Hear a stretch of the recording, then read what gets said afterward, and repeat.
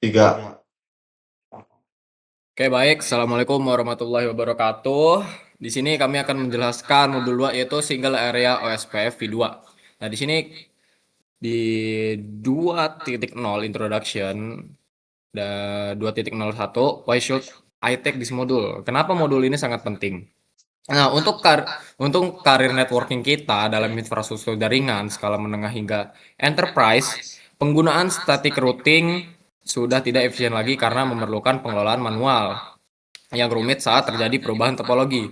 Kita membutuhkan Dynamic Routing Protocol dan OSPF adalah protokol standar industri paling populer berbasis link state. Keunggulan OSPF terletak pada kecepatannya mengalkulasi rute bebas loop menggunakan algoritma Dijkstra (SPF). Namun, keistimewaan OSPF tidak berhenti pada otomatisasinya saja. OSPF memberikan administrator kontrol penuh atas lalu lintas data. Kita bisa memanipulasi parameter seperti bandwidth, cost, hingga menentukan router mana yang bertindak sebagai pembuat keputusan kelompok. Penguasaan atas single area OSPF V2 adalah pondasi wajib sebelum Anda melangkah ke arsitektur multi area OSPF atau protokol routing tingkat lanjut seperti BGP. Nah, yang kedua ini, tujuan utama dari modul ini adalah memberikan pemahaman teoritis dan keterampilan praktis untuk mengimplementasikan single area OSPF V2 pada jenis jaringan point-to-point maupun broadcast multi-akses. Nah, selama modul ini berlangsung, kita akan membedah 6 domain kompetensi teknis. Yang pertama ada OSPF router ID. Di sini dia mengkonfigurasi dan memanipulasi identitas unik router OSPF. Terus yang kedua ada point-to-point OSPF networks, mengaktifkan OSPF pada tautan langsung antar node. Terus yang ketiga ada multi-access OSPF networks, memahami serta memengaruhi proses pemilihan desain router dan backup desain router menggunakan OSPF interface priority. Terus yang keempat ada modify area OSPF V2, mengatur variabel kinerja seperti bandwidth, preference, cost, serta timer hello atau dead. Terus yang kelima ada default route propagation, mengkonfigurasi teknik penyebaran default route 0.0.0.0/0 ke seluruh routing domain. Terus ada verify single area OSPF V2 menggunakan perintah show dan debug untuk memvalidasi serta membedah tabel OSPF. Lanjut ke 211. OSPF reference topologi. Nah, mari kita bedah topologi acuan yang dipakai dalam modul ini. Topologi ini terdiri dari 3 router internal, yaitu router 1, router 2, dan router 3, serta 1 router ISP. Router 1, router 2, 3 sama internet di sini ya. Nah, area OSPF, seluruh interface pada router 1, router 2, router 3 dimasukkan ke dalam area 0. Nah, sering disebut sebagai backbone area dalam arsitektur OSPF, seluruh trafik inter-area wajib melewati area 0 ini. Nah, penggunaan loopback interface. Perhatikan bahwa di router 2 terdapat interface loopback 1. Loopback 1 ya. Mengapa lab ini banyak memakai loopback? Dalam lingkungan uji coba, interface loopback adalah interface logis buatan yang digunakan untuk mensimulasikan jaringan LAN tambahan atau tautan WAN tanpa memerlukan perangkat keras fisik tambahan. Nah, interface logis ini tidak pernah mati, yaitu always up selama router menyala. Terus bagian 2.1.2, ada router configuration mode for OSPF. Untuk memulai konfigurasi OSPF V2, pada Cisco iOS, kita masuk ke Global Configuration Mode dan mengeksekusi perintah. Di router 1, kita mengetik perintah router OSPF 10. Nah, mari kita bedah variabel ini ya. Variabel 10 di prom ini. Angka 10 adalah proses ID, rentangnya dimulai dari 1 hingga 65.535. Sifat proses ID berbeda dengan BGP atau EIGRP yang memerlukan autonomous system number yang persis sama di setiap router. OSPF proses ID bersifat locally signifikan. Artinya router 1 menggunakan ID 10, router 2 menggunakan ID 20, router 3 menggunakan ID 30. Nah ya, terus ada best practice. Meskipun bersifat lokal, sangat disarankan untuk menyamakan proses ID di seluruh router dalam satu domain administratif untuk memudahkan dokumentasi dan troubleshooting. Terus ada yang ketiga, di sini ada 2.1.3.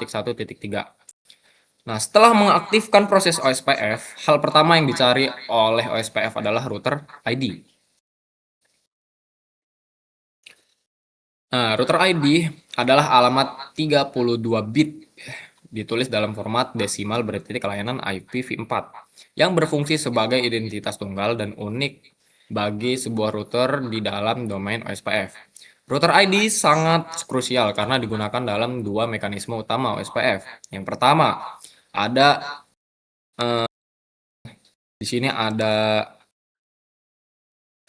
participate in the synchronous of OSPF database. Nah, itu adalah sinkronasi database OSPF atau database exchange state. Nah, ketika dua router OSPF pertama kali terhubung, mereka saling bertukar pesan. Pesannya itu database deskriptor. Router yang memiliki router ID lebih tinggi akan bertindak sebagai master dan berhak mengirimkan paket database deskriptor lebih dulu. Terus yang kedua ada participate in the election of the designated router. Pada segmen jaringan berbasis Ethernet, misalnya melalui switch, jika nilai priority interface sama, router dengan router ID tertinggi akan secara otomatis terpilih menjadi designated router. Dan router ID tertinggi kedua menjadi backup design router atau BDR. Terus kita lanjut ke yang keempat. Router ID order or precedence. Di modul ini dia menjelaskan bagaimana jika kita tidak menentukan router ID secara manual. Nah, Cisco IOS memiliki algoritma urutan prioritas order or preference untuk memilih router ID secara otomatis. Di prioritas yang pertama, di situ ada poin yang pertama, perintah router ID explicit configuration ini adalah metode terbaik dan paling direkomendasikan. Administrator secara sadar menentukan nilai router ID, misal 1.1.1. Nah, terus di prioritas yang kedua, di nomor yang kedua ini, IP address highest dan dari interface loopback. Jika perintah manual tidak ada, router akan mengecek seluruh interface loopback yang aktif dan memilih IPv4 address tertinggi. Dan yang ketiga, IP address highest and dari interface fisik. Jika tidak ada interface loopback, router akan memilih IPv4 address tertinggi dari interface fisik yang aktif seperti gigabit Ethernet 0/0/0. Nah, mengapa prioritas 3 ini beresiko? Mengandalkan interface fisik sangat berbahaya jika port fisik tersebut mengalami gangguan, link down atau kabel unplugged atau tidak tercolok ya kabelnya. Keberadaan router ID tersebut dipertanyakan saat proses OSPF di restart, yang berpotensi mengganggu stabilitas struktur OSPF. Terus di 2.1.5, configure a loopback interface as the router ID. Sebelum kita mengkonfigurasi perintah manual, mari kita lihat apa yang terjadi jika router hanya memiliki interface fisik dalam topologi kita. Nah, router 1 misalkan 10.1.1.14 ya di gigabit Ethernet 0/0/1. Terus router 2-nya 10.1.1.9. Terus router 3-nya 10.1.1.13 gigabit Ethernet 0/0/0. Nah, untuk memberikan identitas logis yang lebih stabil tanpa bergantung pada interface fisik, kita dapat membuat interface loopback khusus dengan subnet mask /32. Nah, di sini ada perintahnya, interface loopback 1, terus ya dilakukan konfigurasi di sini ya. Nah, kenapa Mas harus slash 30 ini harus 25 255 255 255? Karena ini memastikan tidak ada pemborosan alokasi IP address dan menandakan secara jelas bahwa IP tersebut hanya difungsikan sebagai alamat identitas loopback, bukan subnet jaringan yang berisi banyak komputer. Terus ini ada yang 216 explicitly configure a router ID. Di modul ini dia menjelaskan meskipun metode loopback sudah cukup bagus, standar NAS industri adalah mengkonfigurasi router ID secara manual menggunakan subkomando SPF router ID. Titik. Mari perlihatkan konfigurasi pada router 1 di sini ya. Nah, ini ada konfigurasinya di sini. Router OSPF 10. Nah, terus dia melakukan konfigurasi di sini, terus N ya di sini.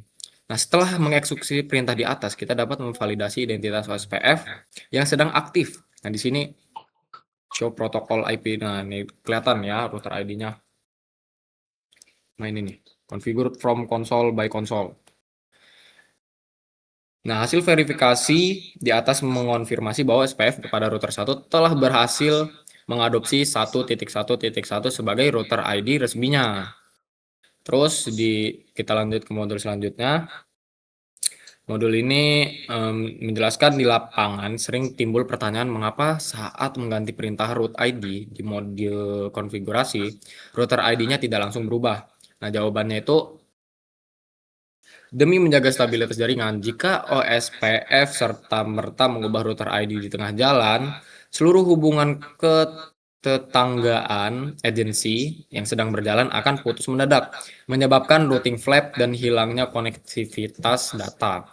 Oleh karena itu, saat Anda mengubah router ID-nya, Cisco iOS akan menahan nilai baru tersebut dan menampilkan pesan peringatan.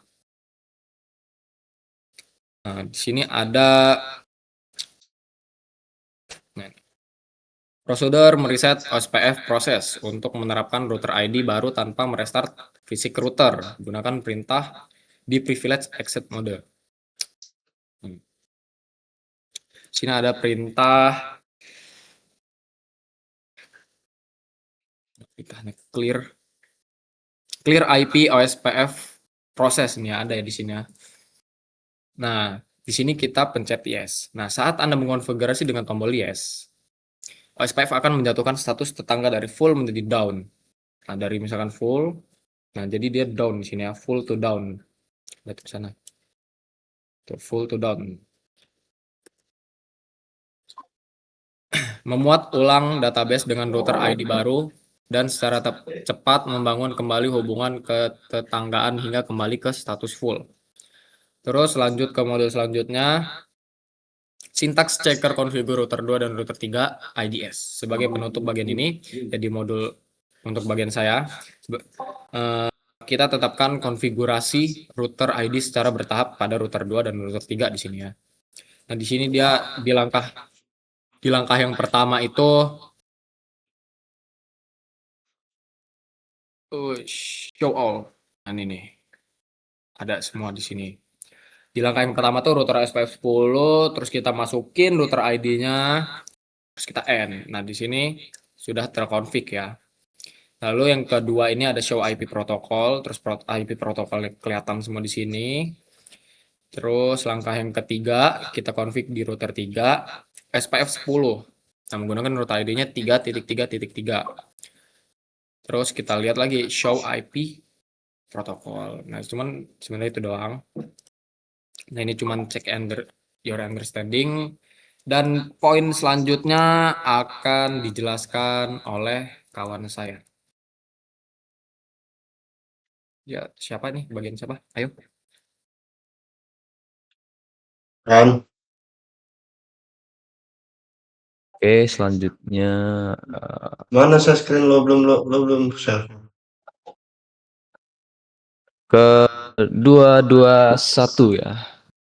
Lab 221 yaitu Udah belum? Udah kan? apa? Udah. Udah kan ya? Yang versi lo aja Oke. guys, nggak apa-apa guys. Oke, apa pada Mas Andi? selanjutnya saya akan menjelaskan materi 2.2 point to point OSPF network ya. Jadi pada materi ini kita akan mempelajari bagaimana mengkonfigurasi OSPF pada jaringan point to point, penggunaan wildcard mask, konfigurasi passive interface, serta konfigurasi OSPF secara langsung pada interface. Oke, kita akan masuk ke 2.2.1 yaitu the network command syntax. Nah, pada bagian ini mungkin saya akan menjelaskan secara singkat saja karena di sini bagian 2.2 ini banyak sekali. Pada bagian ini kita mempelajari perintah network yang digunakan untuk menentukan interface mana saja yang akan berpartisipasi dalam proses routing OSPF. Nah, jadi sintaks dasarnya adalah network ya, network, lalu network address, wildcard mask, area ID. Nah, pada konfigurasi single area OSPF biasanya digunakan area 0. Jadi interface yang IP address-nya sesuai dengan network, wildcard mask-nya yang kita masukkan akan diaktifkan untuk proses OSPF-nya. Jadi intinya itu network yang digunakan itu untuk memilih interface yang ikut SPF gitu. Oke, lanjut ke 2.2.2.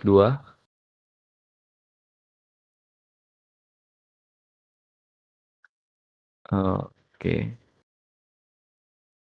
Kalau nggak, saya aja yang ini. Share Ini screen. udah mau dulu.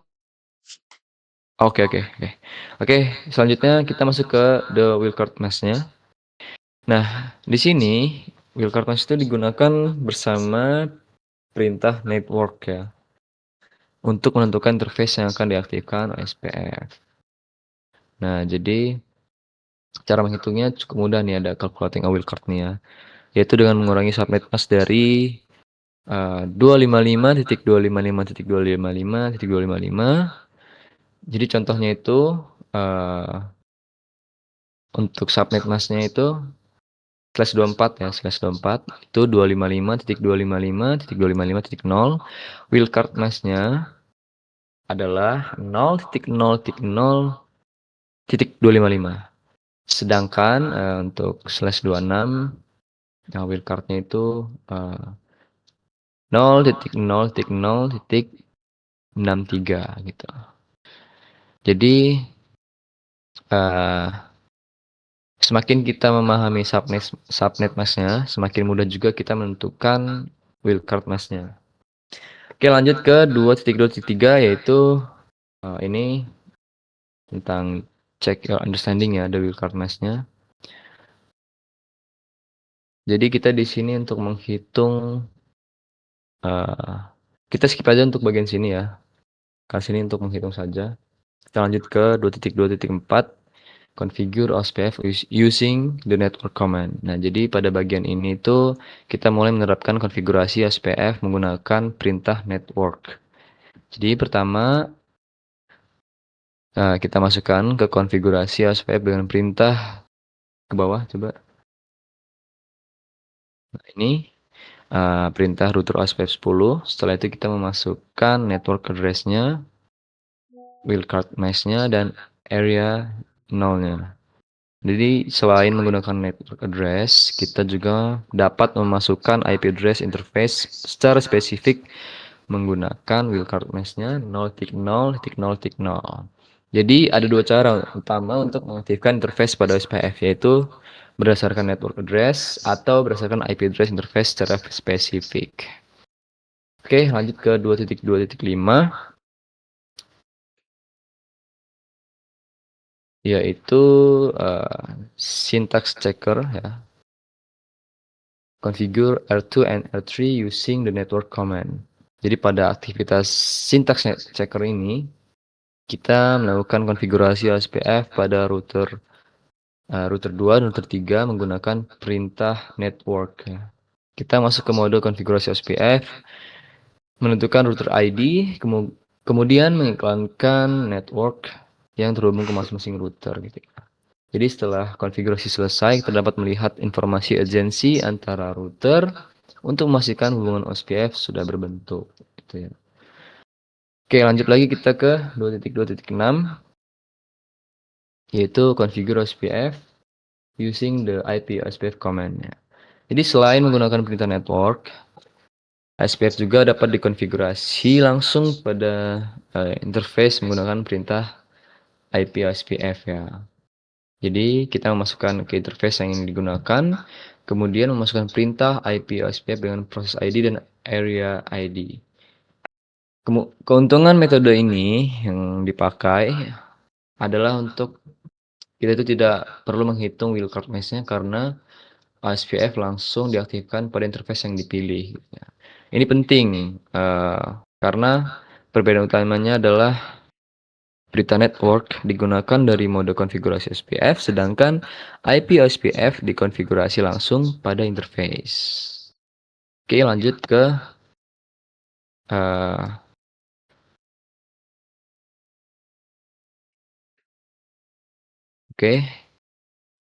di sini syntax checker configure R2 and R3 using the IP OSPF command. Pada aktivitas ini juga kita melakukan latihan konfigurasi ya, secara langsung. Oke, kita skip saja langsung ke 2.2.8 passive interface. Kita mempelajari passive interface ya di sini. Secara default, OSPF akan mengirimkan pesan routing melalui semua interface yang diaktifkan OSPF. Padahal tidak semua interface terhubung dengan router OSPF lain. Jadi, oleh karena itu, passive interface digunakan agar router tidak mengirimkan pesan OSPF melalui interface tertentu. Nah, hal ini tuh dapat menghemat bandwidth, ya, mengurangi penggunaan resource, dan meningkatkan keamanan jaringan. Oke, lanjut ke 2.2.9. Ya, di sini configure passive interface. Ya. Jadi, pada bagian ini kita melakukan konfigurasi passive interface menggunakan perintah passive interface. Contohnya itu kita dapat membuat loopback 0 menjadi passive interface. Dengan konfigurasi ini, interface tersebut tetap diiklankan oleh OSPF ke router lain, tapi tidak mengirimkan paket OSPF hello melalui interface tersebut. Jadi untuk memastikan konfigurasi berhasil, kita dapat menggunakan perintah show IP protocols dan melihat interface tersebut pada bagian passive interface. Oke, lanjut ke 2.2.10 ya. Nah, ini juga untuk latihan juga kita skip. Lanjut kita 2.2.11 yaitu OSPF point-to-point network. Pada bagian ini kita melihat bahwa interface Ethernet secara default dapat dianggap sebagai jaringan broadcast, sehingga OSPF akan melakukan pemilihan DR and BDR.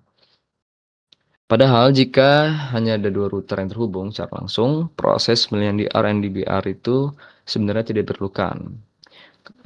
Oleh karena itu kita dapat menggunakan perintah IP OSPF network point-to-point untuk mengubah tipe network menjadi point-to-point. Nah, setelah dikonfigurasi, kita dapat melakukan verifikasi menggunakan show IP OSPF interface. Nah, hasilnya akan menunjukkan network type sebagai point-to-point dan tidak lagi ada DR maupun di BDR. Nah, ini selanjutnya kita akan masuk ke bagian paling penting ya, yaitu loopbacks and point-to-point network ya. 2.2.12. Nah, jadi pada bagian ini kita menggunakan interface loopback untuk mensimulasikan jaringan tambahan. Secara default, jaringan pada loopback akan diiklankan sebagai host root /32. Nah, dengan mengubah network type loopback menjadi point-to-point, router dapat mengiklankan network dengan prefix yang lebih sesuai. Misalnya dari 10.10.1.1/32 menjadi 10.10.1.0/24. Jadi, konfigurasi ini membantu agar jaringan loopback dapat digunakan untuk mensimulasikan jaringan LAN dengan lebih akurat. Oke, selanjutnya ke bagian 2.2.13 yaitu packet tracer. Nah, di sini kita skip saja ya, karena di sini kita akan mengerjakan topologi packet tracer ya, yang sudah diterapkan dari seluruh materi dari 2.2. Oke, nah pada materi 2.2 ini kita sudah mempelajari konfigurasi OSPF ya pada jaringan point to point mulai dari penggunaan network command, wildcard mesh, konfigurasi langsung menggunakan API OSPF, passive interface hingga konfigurasi point to point network pada packet tracer. Oke. Oke, lanjut kita akan masuk ke 2.3 ya. Nah, pada pertama kita akan masuk ke OSPF network types. Pada bagian pertama ini kita mempelajari tipe jaringan OSPF ya, khususnya jaringan multi-access. Jadi multi-access ini adalah kondisi ketika beberapa router terhubung dalam satu jaringan yang sama, biasanya melalui sebuah switch. Contohnya adalah jaringan Ethernet ya. Karena semua router berada dalam satu jaringan yang sama, jadi OSPF menggunakan mekanisme khusus untuk mengatur pertukaran informasi routing agar tidak terjadi terlalu banyak hubungan antar router. Nah, pada topologi ini ya, dapat dilihat beberapa router terhubung ke satu switch ya. Nah, ini adalah contoh jaringan broadcast multi-access-nya. Oke, kita lanjut 2.3.2 yaitu OSPF design router. Nah, di sini itu design router atau DR. Nah, di sini kita membahas DR atau BDR ya, backup design router. DR itu bertugas mengumpulkan dan mendistribusikan informasi link state atau LSA dalam jaringan multi-access. Sedangkan BDR itu berfungsi sebagai cadangan apabila DR itu mengalami kegagalan. Nah, router lainnya itu disebut drafter ya. Jadi secara sederhana DR sebagai router utama, BDR sebagai cadangan, dan router lainnya menjadi drafternya. Oke, lanjut ke bawah sedikit, coba dipencet itu. Nah, ini contoh ya. Pada proses contoh ini, router drafter itu mengirimkan informasi ke DR dan BDR. Nah, menggunakan alamat multicast. Kemudian DR akan meneruskan informasi tersebut ke seluruh router OSPF menggunakan multicast yang tadinya 224.0.0.6 ya. Jadi 224.0.0.5 atau di sini 10.1.1 nanti di sana 10.1.1.2 gitu.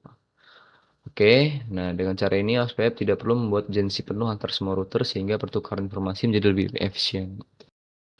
Oke, lanjut ke 2.3.3 yaitu OSPF Multi-Access Reference Topology. 2.3.3 OSPF Multi-Access Reference Topology.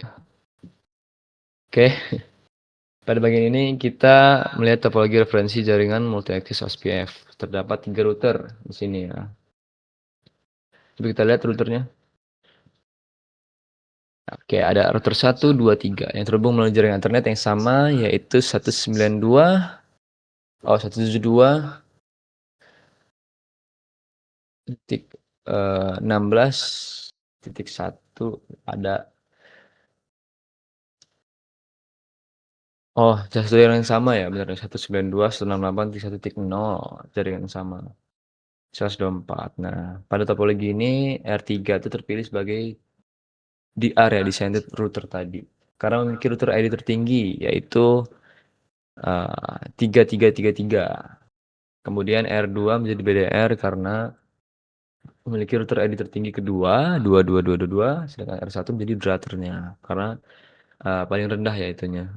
ID tertingginya, ID-nya. Jadi hasil pemilihannya adalah R3 sebagai DR, R2 BDR, dan R1 sebagai drafternya. Oke, lanjut ke 2.3.4. Di sini adalah bagian verify OSPF router roles. Oke. Di sini itu hanya bagian melakukan verifikasi role dari masing-masing router menggunakan perintah show IP OSPF interface ya. Jadi dari hasil verifikasi pada R1 terlihat bahwa R1 memiliki status drafternya. Oke. Nah, bagian state juga menunjukkan status router, sedangkan sebagian desain router dan backup desain router menunjukkan siapa yang menjadi DR dan BDR.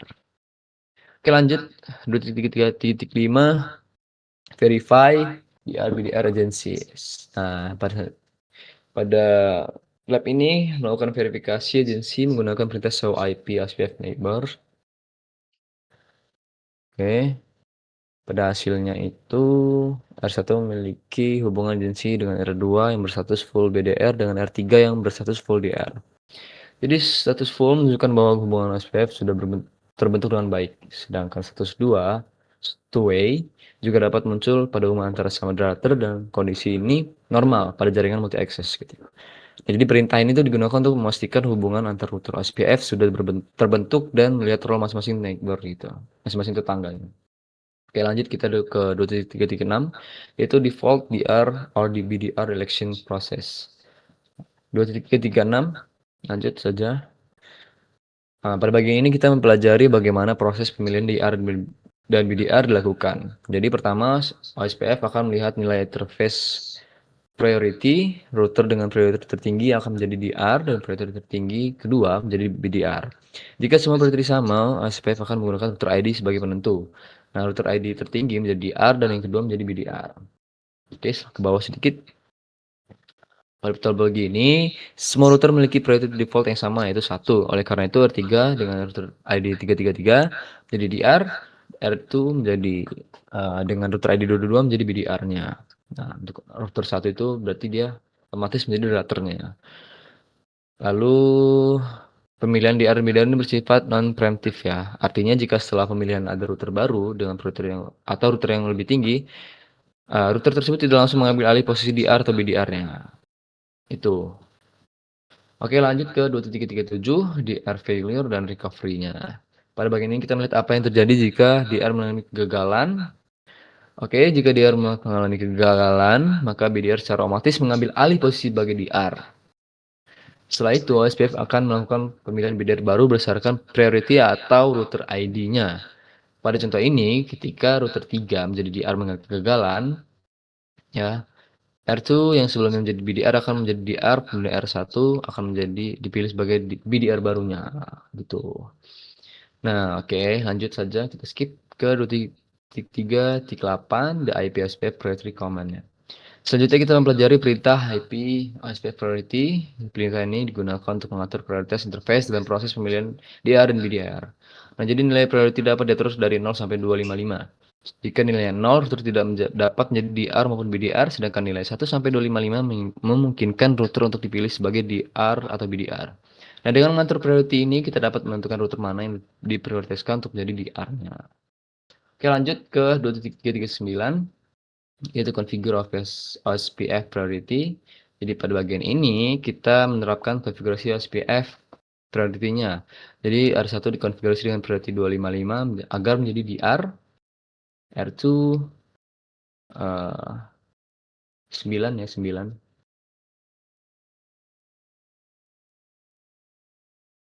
2.3.3.9. Pada ngelak.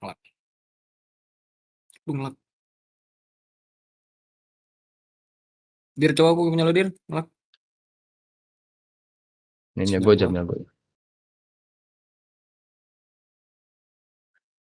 Kenapa? Ngelak nih. Tuh action required. Sabar. Adakah muncul? Udah belum muncul?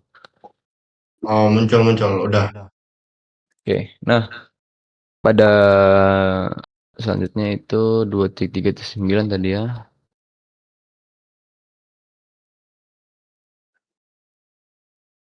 Oh, ke sini.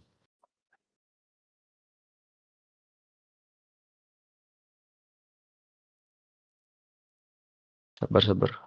Nge-lag juga.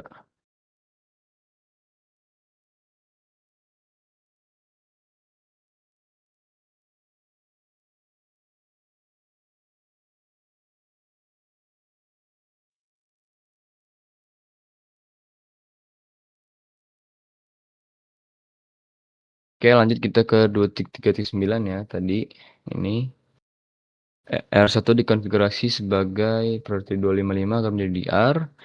R2 tetap menggunakan priority default yaitu 1. sehingga menjadi BDR ya. Sedangkan R3 dikonfigurasi dengan priority 0 sehingga tidak dapat menjadi DR maupun BDR gitu ya. Nah, setelah konfigurasi dilakukan, proses SPF perlu di-reset agar pembelian DR dan BDR dilakukan kembali gitu ya. Oke, lanjut kita ke 2.3.11 saja langsung. Oh, ini selesai ya mungkin ya. Oke, untuk materi tadi mungkin selesai. Selanjutnya bisa dilanjutkan oleh teman saya. Dan boleh share screen nggak, Bran? Ya, coba hadir dulu ya.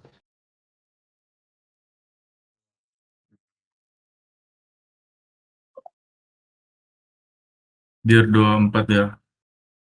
2.4 dir. titik 4. Oke, selanjutnya di sini kita masuk ke bab modify singular SPV2. Lanjut 241. 241. Oke, nah di kali ini tuh pada sebab itu kita akan mempelajari bagaimana SPF itu menentukan jalur terbaik menggunakan metrik yang disebut cost. Nah, sebelumnya tuh kita sudah mengetahui bahwa setiap routing protokol memiliki cara masing-masing dalam memilih jalur terbaik. Misalnya RIP menggunakan jumlah hop dan sedangkan OSPF itu menggunakan cost. Nah, cost ini itu adalah merupakan nilai yang menunjukkan seberapa besar biaya yang dibutuhkan untuk melewati suatu interface. Semakin kecil cost, semakin baik juga jalur tersebut sehingga lebih diprioritaskan oleh SPF. Nah, SPF itu sendiri kan one shortest path ya.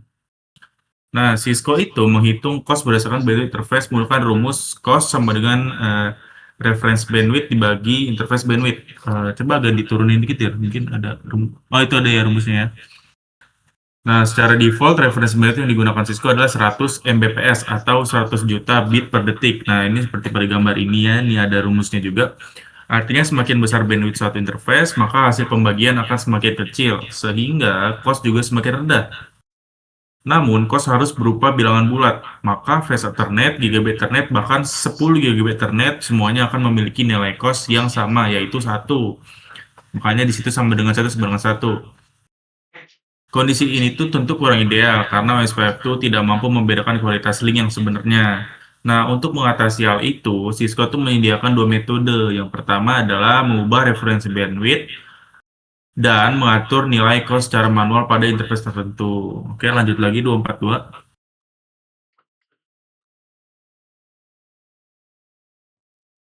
Nah, kita masuk ke sebab berikutnya itu adjust the reference bandwidth. Nah, kita akan membahas bagaimana mengubah reference bandwidth tadi. Nah, karena semua interface yang lebih cepat dari Fast Ethernet itu memiliki cost-nya 1, maka administrator jaringan perlu menyesuaikan reference bandwidth agar OSPF dapat membedakan kecepatan setiap link. Nah, perubahan itu dilakukan dengan cara auto cost reference bandwidth. Nah, perintah ini dikonfigurasi pada mode router OSPF. Sebagai contoh, apabila jaringan menggunakan gigabit, reference bandwidth dapat diubah menjadi 1000 megabit per detik. Oke, itu ada Mbps ya, megabit per second. Sedangkan apabila jaringan sudah 10 gigabit Ethernet, maka nilainya dapat diubah menjadi 10.000. Nah, perlu diperhatikan juga nih bahwa perubahan reference bit itu tidak mengubah kecepatan fisik jaringan. Jadi yang berubah itu cuma OSPF pas ngitung cost aja, dia nggak bikin dia itu jadi lebih cepat gitu. Selain itu, konfigurasi ini juga wajib diterapkan pada seluruh router di dalam domain SPF. Jadi, semua SPF yang router dipakai SPF itu harus sama semua gitu ya. Apabila hanya sebagai router, nah reference band itu akan menghitung metrik secara berbeda dan dapat menyebabkan pemilihan jalur yang tidak konsisten. Bisa error lah. Oke, lanjut 243. Oke, di sini ada OSPF accumulated cost. Nah, pada bagian ini kita akan melihat bagaimana OSPF itu menghitung total cost suatu rute. Nah, kita lihat pada gambarnya boleh. Nah, ini ada gambarnya ya, cost 1, cost 10, cost 10, cost 1. Nah, OSPF itu tidak hanya melihat cost pada satu interface aja. Sebaliknya, OSPF itu menjumlahkan seluruh cost dari setiap link yang dilewati hingga mencapai jaringan tujuan. Jadi, setiap cost, setiap biaya itu dihitung dari source ke destination. Nah, misalnya tiap link antar router memiliki cost 10. Sedangkan interface loopback memiliki cost-nya 1. Apabila router 1 ingin menuju jaringan loopback milik router 2, maka total cost yang dihitung adalah 10 ditambah 1, sehingga menghasilkan nilai 11. Oke. Nilai 11 inilah yang nantinya akan muncul pada routing table sebagai metrik OSPF. Jadi semakin kecil cost satu jalur, maka jalur tersebut akan lebih diprioritaskan dibanding jalur lain. Lanjut lagi 244.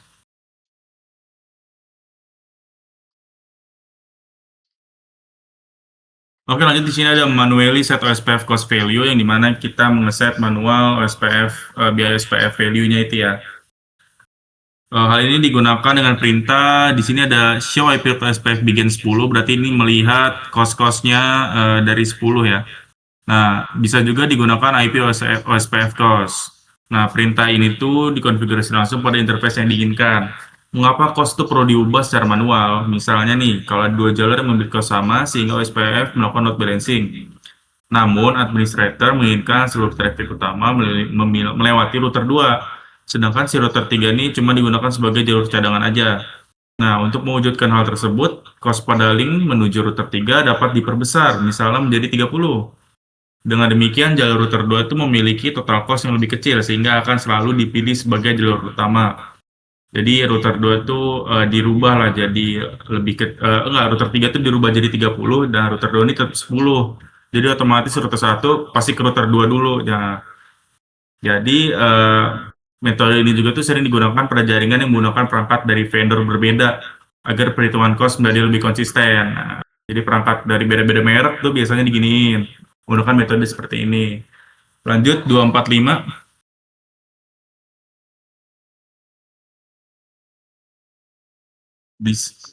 Agak gedein dikit lah, boleh dir.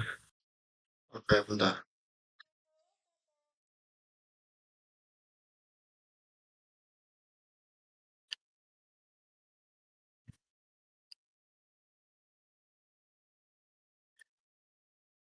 Nah, lanjut ya ke tes failover to backup route. Nah, di sini tuh setelah cost diubah, langkah berikutnya adalah menguji mekanisme failover. Nah, sebagai contoh, administrator mematikan interface GGB Ethernet antara router 1 sama router 2 tuh menggunakan perintah shutdown. Nah, di situ ada shutdown ya, G00 shutdown. Nah, begitu interface mati, agensi OSPF dengan router 2 akan terputus. Nah, ini bisa kita lihat proses WHR from full to down, berarti dia terputus. Nah, OSPF itu kemudian menghitung ulang seluruh topologi jaringan dan mencari jalur alternatif yang masih tersedia. Nah, ini bisa dilihat ya, route OSPF begin 10 itu kelihatan. Dalam contoh ini, router 1 akan mengirimkan traffic melalui router 3. Nah, proses perpindahan jalur secara otomatis inilah yang disebut sebagai failover. Berarti dia itu kayak rel kereta api aja gitu. Dia mau pindah jalur lah secara otomatis. Nah, keunggulannya ini adalah kemampuan melakukan konvergensi secara otomatis tanpa melakukan konfigurasi ulang dari administrator. Jadi si admin ini nggak perlu config ulang lagi, udah tinggal otomatis aja dari si OSPF-nya itu sendiri untuk nyambung ulang. Lanjut ke 246. Nah, di sini ada syntax checker modify the cost value for R2 dan R3. Nah, itu coba di scroll dir, terus lu show all. Tuh, show all. Nah, ini ada komen ya. Pada bagian itu Cisco menyediakan latihan konfigurasi. Nah, di router 2, administrator diminta mengubah cost interface loopback menjadi 10 menggunakan perintah IP OSPF cost 10. Berarti dia mengubah biayanya jadi 10. Selanjutnya routing table diverifikasi menggunakan perintah show IP route OSPF. Apakah sudah berubah atau belum? Kemudian pada router 3 dilakukan konfigurasi yang sama pada interface loopback.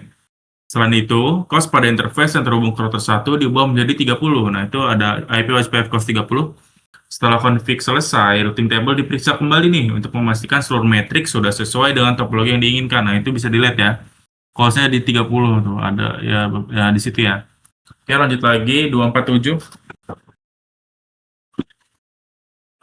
Nah, di sini ada hello packet interval. Nah, selanjutnya ini kita membahas salah satu mekanisme penting pada OSPF, yaitu hello packet. Nah, hello packet ini itu digunakan router untuk saling menemukan tetangga atau neighbor, sekaligus memastikan bahwa neighbor tersebut tuh masih aktif. Secara defaultnya, pada jaringan internet maupun point to point, hello packet ini dikirim setiap 10 detik menuju alamat multicast. 224.0.0.5 yang merupakan alamat untuk seluruh router OSPF. Selain hello interval, terdapat juga dead interval. Nah, dead interval ini merupakan batas waktu maksimum router menuju hello paket dari tetangganya. Apabila selama 40 detik tidak ada hello paket yang diterima, maka router menganggap neighbor tersebut telah down. Selanjutnya, OSPF akan memperbarui link state database dan menghitung ulang seluruh jaringan. Oke, lanjut lagi. 248. Selanjutnya di sini ada verify hello and dead interval. Nah, setelah memahami konsep hello dan dead interval, langkah berikutnya adalah melakukan verifikasi. Nah, administrator dapat menggunakan perintah. Di situ ada show IP OSPF interface gigabit 000. Nah, perintah ini tuh bakalan menampilkan berbagai informasi OSPF pada interface gigabit 000 itu, termasuk nilai hello interval dan dead interval yang sering digunakan. Nah, di situ ada ya, cost-nya berapa, shutdown, dan lain-lainnya tuh lengkap. Selanjutnya ada perintah juga show IP OSPF neighbor. Perintah ini itu digunakan untuk melihat daftar neighbor beserta nilai datetime yang terus menghitung mundur. Jadi dia itu melihat daftar neighbor yang mencoba hello gitu ya, dengan terus menghitung mundur. Setiap kali hello paket diterima, penghitung tersebut akan kembali ke nilai awal. Apabila penghitung mencapai 0, maka hubungan neighbor akan dianggap terputus, jadi down gitu ya. Lanjut ke 249.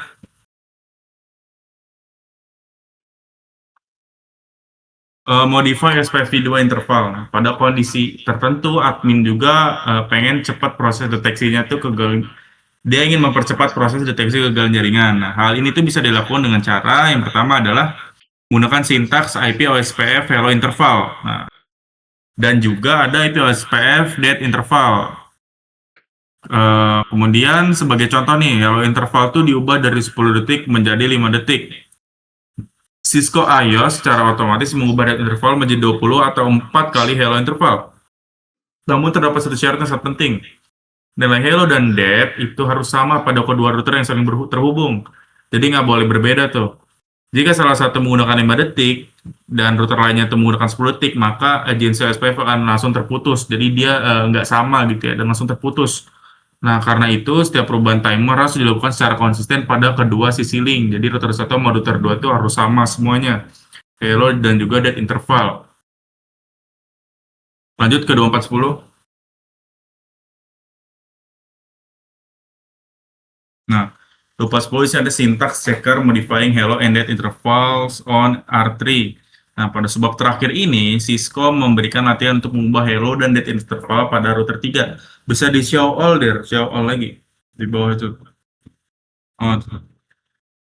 Nah, tujuannya kenapa adalah menyamakan konfigurasi router 3 sama router 1 dan router 2 yang sebelumnya telah menggunakan hello interval 5 detik dan interval dead-nya 20 detik.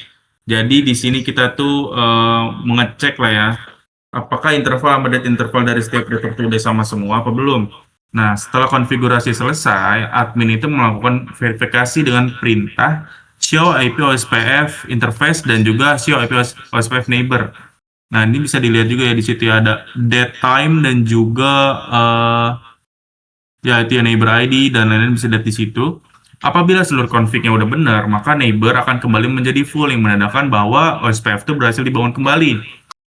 Jadi up gitu ya, statusnya up. Nah, hal ini tuh menunjukkan bahwa seluruh router telah memiliki konfigurasi timer yang sama, sehingga dapat saling bertukar informasi dengan normal. Oke, mungkin itu aja ya, bakal dilanjut lah. Itu selanjutnya 2411 adalah ya untuk lab-lab mandiri. 25 bisa dilanjutkan oleh rekan saya. Oke, untuk di 2.5 ini saya akan lanjutkan. Nah, di mana di sini kita ke properties and default static router in OSPF v1. Penggunaan jaringan paket keluar dari jaringan adalah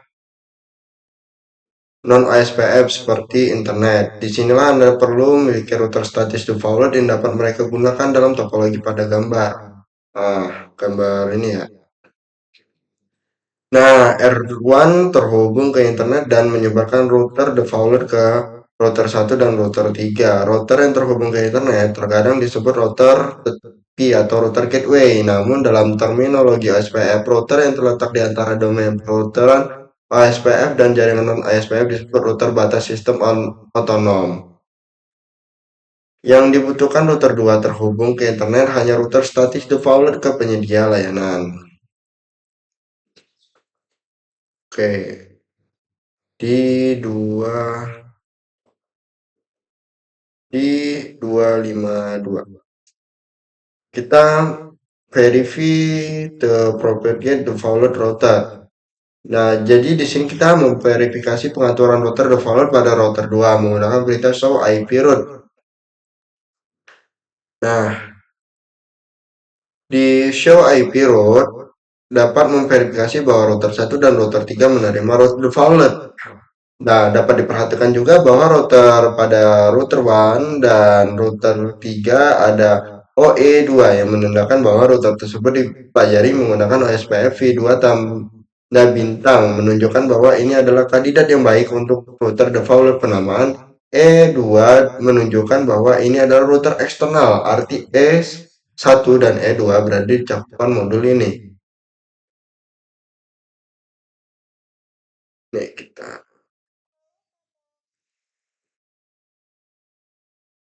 dapat lihat di router 1 di sini kita show IP route begin gateway.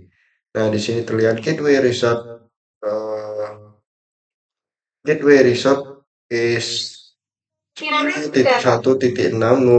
dan no to networknya 0000 dan no E2 0.0.0/0 dan via 10.1.1.6.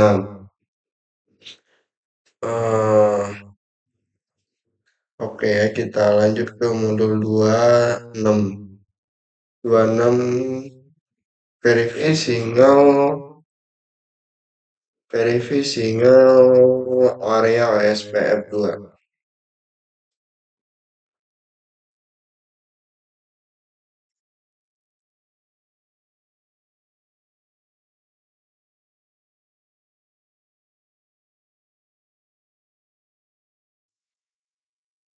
Di mana di sini kita itu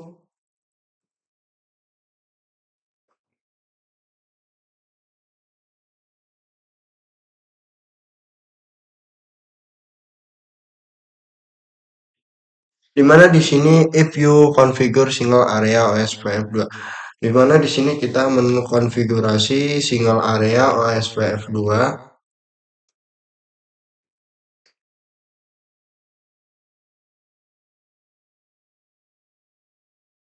Kita di sini menggunakan OSPF network.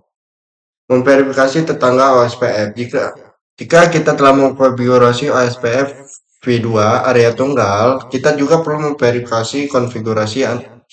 Di sini, topik ini merinci berbagai perintah yang dapat Anda gunakan untuk memverifikasi OSPF. Seperti yang Anda ketahui, dua perintah yang sangat berguna yaitu show IP interface brief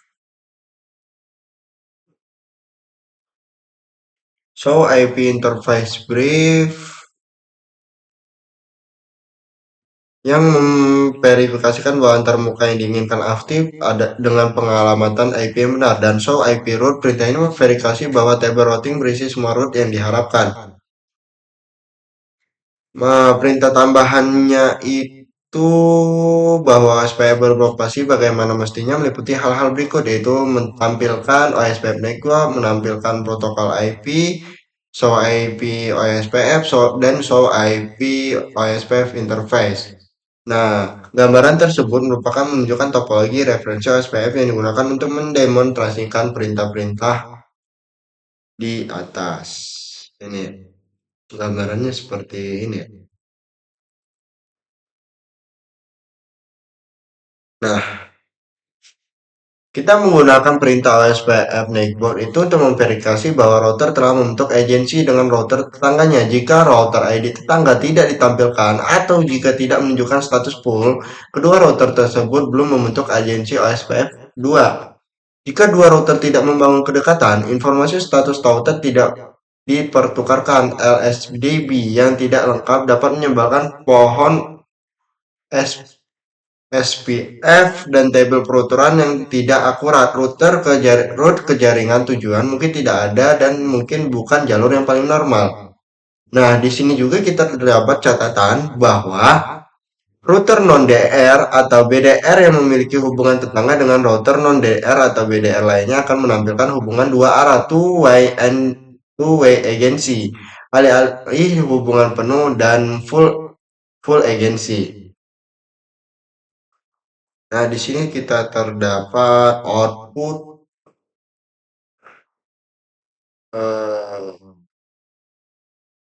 ya, output dari show IP OSPF network. Untuk setiap tetangga perintah menampilkan hal berikut, yaitu ada network ID, ada free, ada state, dan date time, dan address, dan interface. Dua router mungkin tidak dapat membentuk agensi OSPF 2 jika terjadi hal berikut. Subnet tidak cocok, menyebabkan router berada di jaringan yang berbeda. Tim Hello dan Dead OSPF tidak cocok dan tipe jaringan OSPF 2 tidak cocok. Terdapat perintah jaringan OSPF 2 yang hilang atau salah. Nah, kita masuk ke 26.2.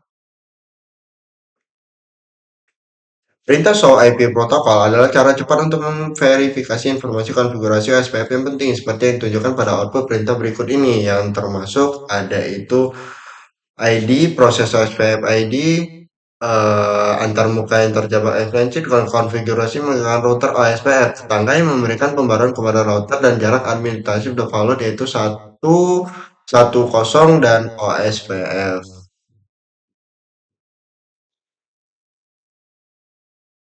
Kita masuk ke 26.3.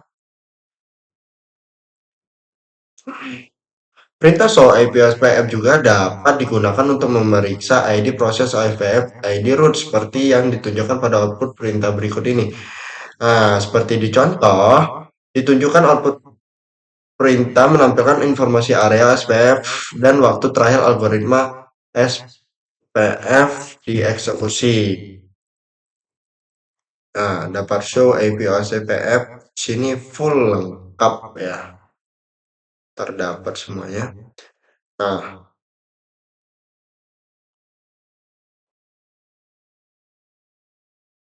kita masuk ke 26.4. Memverifikasi pengaturan antarmuka.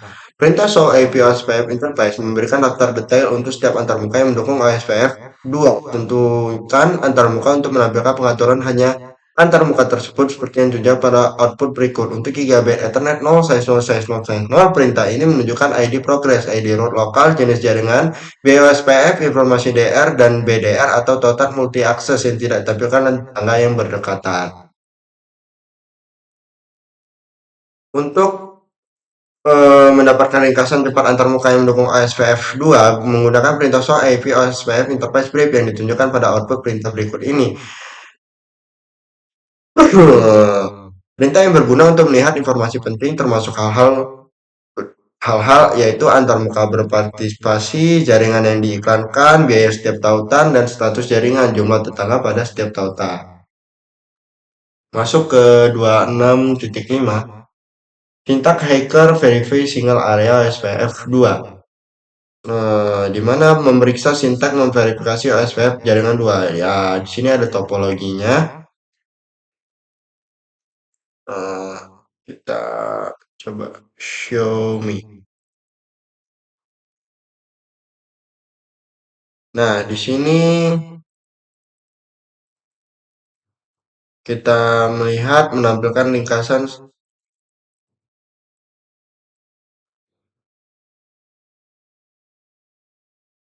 Nah, dapat dilihat di sini terdapat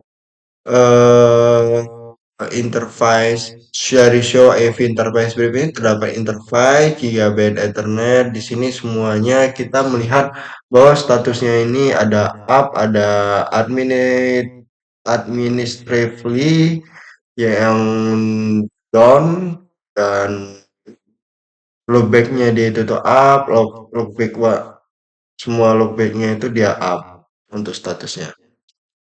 Oke, mungkin kita masuk ke yang terakhir. Ini di 2.6 ini eh, hanya ini ya pakai tracer saja. Oh, mungkin cukup sekian ya presentasi dari kami. Saya akhiri untuk presentasi Jarkom modul 2 ini. Saya dan teman-teman pamit undur diri. Saya akhiri. Assalamualaikum warahmatullahi wabarakatuh.